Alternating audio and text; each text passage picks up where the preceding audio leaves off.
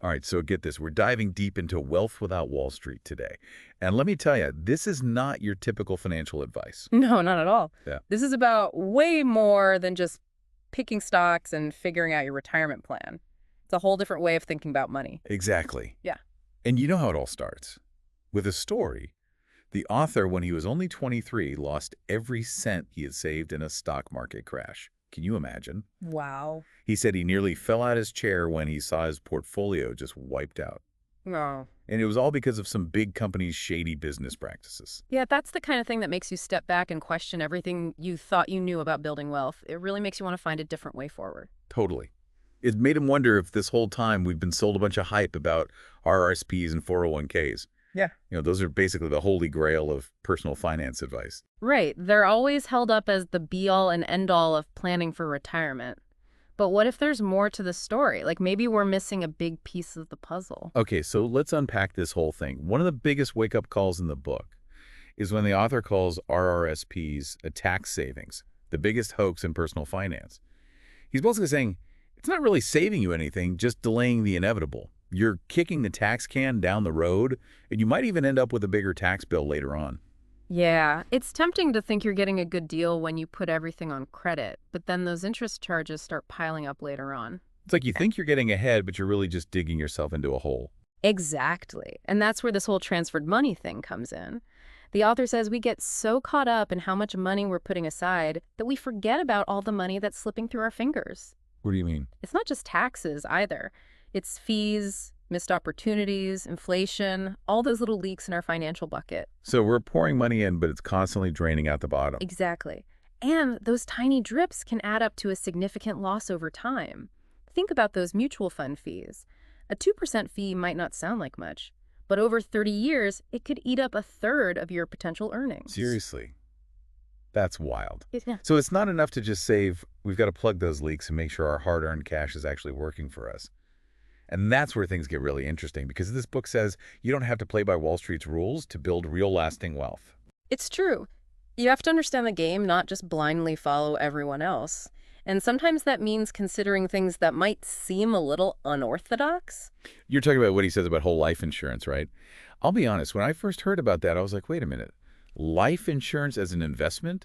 How does that even work? It seems counterintuitive, but the author lays out a pretty convincing argument. He says that if you structure it the right way, a whole life insurance policy can actually be a powerful tool for building wealth. You get tax advantages, guaranteed growth, and even protection from creditors. So instead of just being a safety net, it can actually be a proactive part of your financial strategy. Precisely. It's like creating your own personal bank, a financial fortress that keeps your money safe and helps it grow at the same time. So you're saying it's like having your cake and eating it too. Yeah. You get protection and growth all in one shot. Yeah, in a way. But it's important to remember that not all whole life insurance policies are the same.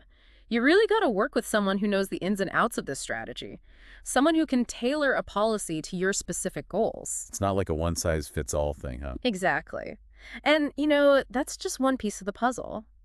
The book dives into something even deeper than just specific investments. It gets into your whole money mindset. Oh, you mean like having an abundance mindset? I think I've heard of that. Yeah, that's the one. It's about shifting your perspective. You go from always worrying about not having enough to believing you can create wealth and attract opportunities. So instead of saying, I can't afford that, it's more like, how can I make that happen? Exactly. It's about possibilities, not limitations. And part of that is figuring out your own money personality. Oh, right. He talks But- about those 5 money personalities. Mhm. Savers, spenders, risk takers, givers, and wealth creators. It's kind of like a personality test, but for your finances. Exactly. Think about it. Have you always been super careful with your money, tracking every penny? Or are you more likely to splurge on something you want? Maybe you love the thrill of a risky investment. Or maybe you're the type who's always giving to others, putting their needs first. Or maybe you're a natural entrepreneur, always looking for ways to build and create new things. The point is, once you know your natural tendencies, you can use them to your advantage. It helps you spot potential problems before they happen and make smarter choices with your money. It's Like if you know you tend to overspend, you can set up some rules to stop those impulse buys. Or if you're a natural saver, maybe you need to push yourself a little to explore new opportunities. It's all about playing to your strengths and knowing your weaknesses so you can create a financial plan that really works for you. And the best part is he doesn't just leave you hanging with these personality types. He gives you practical tips for managing your spending, especially those sneaky, destructive expenses. Ah, yes, those money traps that can really sabotage your progress. He breaks them down into 4 categories: greed, gluttony, gambling, and spending too much on relationships. The 4 Gs, Yeah. right? And I think we've all fallen into at least one of those traps at some point in our lives. Oh, absolutely. It's easy to get caught up in the moment, whether it's chasing some get-rich-quick scheme, buying something you don't need, or spending too much to impress someone. It's like that saying, a fool and his money are soon parted. The important thing is to recognize those tendencies in yourself and find ways to avoid them. He suggests setting clear financial goals, keeping track of your spending, and even getting help from a financial advisor or mentor. It's like having a personal trainer for your money. Exactly. Someone to keep you accountable, offer guidance, and cheer you on as you work towards your goals. It's about making your money work harder for you, not the other way around. Huh. And, hey, speaking of hardworking money, this is where the author circles back to that whole life insurance thing as a wealth-building tool. Right. He says that a well-structured whole life insurance policy can be way more than just a safety net. It can actually be like the cornerstone of your family bank. Family bank. Okay, now you're just using fancy words? What's that all about? Well, think of it like this.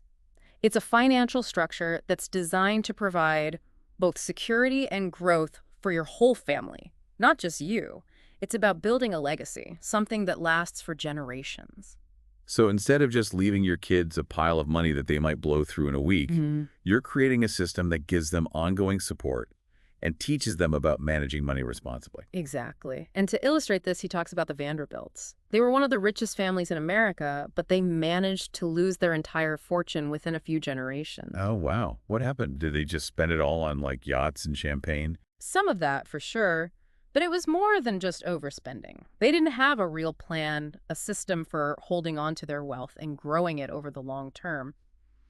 It's interesting, though, because you've also got the Rockefellers, another super wealthy family, but they've managed to keep their money in the family for over 100 years. What's their secret? Well, a big part of it was that they used trusts and had a family office. Basically, a whole team of experts dedicated to managing their assets and making sure their wealth continued to grow. It's like having a personal CFO for your family. Exactly. And the author's point is you don't have to be a Rockefeller to create your own family bank. It's about understanding those same principles of wealth management and figuring out how they apply to your life. He even questions that whole buy term and invest the difference idea that you always hear about with life insurance. Yeah, he says that while term life insurance might seem cheaper up front, a whole life policy, if it's set up properly, can actually give you some big advantages, like tax benefits, guaranteed growth, and even the option to borrow against the policy if you need to. So there's no one right answer. Yeah, It all depends on your individual needs and goals. absolutely. And that's really what this whole book is about. It's about empowering you to take control of your finances. It's about understanding how the game is played, questioning the traditional advice, and making smart choices that line up with your values and what you want to achieve. He's also a big advocate for financial literacy. He wants people to really understand how the system works, to be aware of the risks and rewards of different investment strategies, and to never be afraid to ask questions. He really emphasizes finding a financial advisor who you can truly trust, someone who's legally obligated to put your interests first. It's about building a team of experts who can guide you on your path to financial freedom. And speaking of financial freedom, he ends the book with a story about this guy he calls the broke millionaire. Basically someone who looks rich from the outside, but is actually living paycheck to paycheck, drowning in debt. It's a good reminder that real wealth isn't about keeping up with everyone else. It's about having financial security, the freedom to pursue what you love, and the ability to live a life with purpose and meaning. It's about defining wealth on your own terms. And that's what makes this book so different. It's not about chasing the latest hot stock or trying to beat the market. It's about creating a solid financial foundation that allows you to live a life of abundance and purpose. So if you're tired of those get-rich-quick schemes and ready for a more meaningful way to build wealth, this book is definitely worth checking out. It's time to take charge of your financial future and start building a legacy that lasts.